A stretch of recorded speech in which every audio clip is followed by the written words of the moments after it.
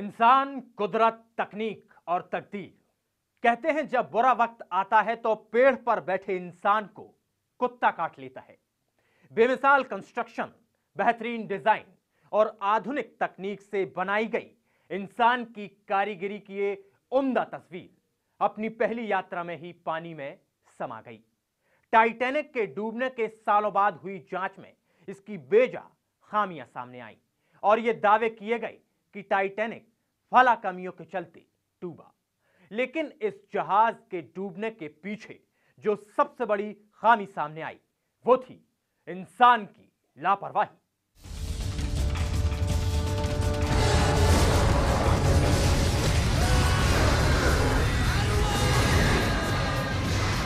Titanic का डूबना सिर्फ इंसानी गलतियों का नतीजा नहीं था, बल्कि कुदरत भी इंसान की उस चुनौती से खफा हो गई थी कि भला कैसे अपार समंदर में कोई डूबने से बच सकता है।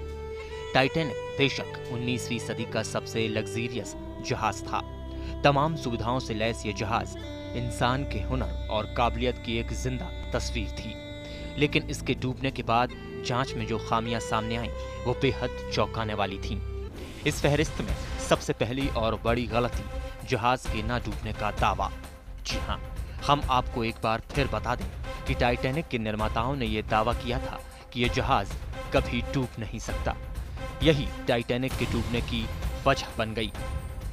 दावे से बेफिक्र हुए जहाज के चालक लापरवाह हो गए और टाइटैनिक बर्फीले पहाड़ से टकरा गया। कंस्ट्रक्शन में कमी। टाइटैनिक के निचले हिस्से में जो स्टील की चादर लगी थी वो 1 से 1.5 इंच मोटी थी, जिसे तापमान के मुताबिक नहीं ढाला गया था। बर्फीले पानी में जाते ही स्टील इतनी सख्त हो गई कि बर्फ की टक्कर लगते ही बजाय अंदर की तरफ धंसने के फट गई, जिससे जहाज के अंदर पानी भर गया। पुराने डिजाइन का इस्तेमाल।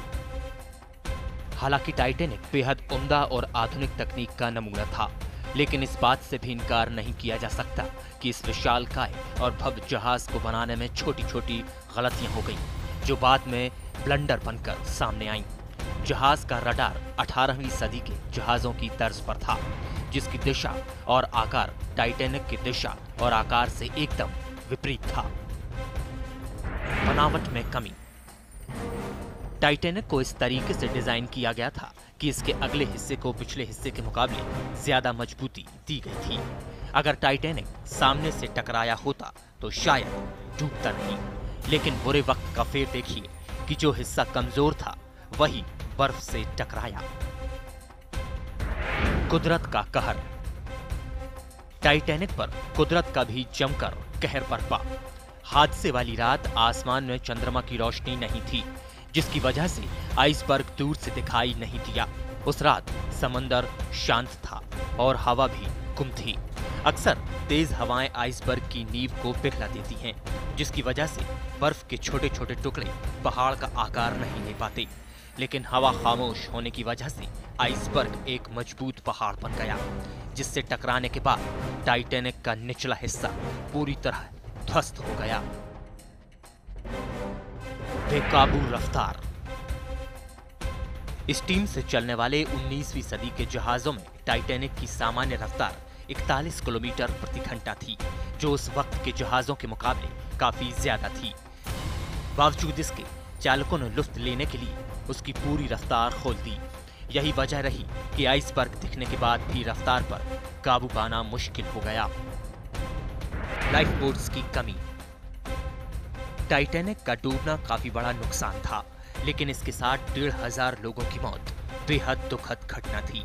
ये सब लोग बचाए जा सकते थे, लेकिन उन्हें बचाने के लिए जहाज में पर्याप्त मात्रा में लाइफ बोट्स नहीं थी। शायद उन्हें ये गलतफहमी जो थी कि ये जहाज कभी डूबेगा नहीं।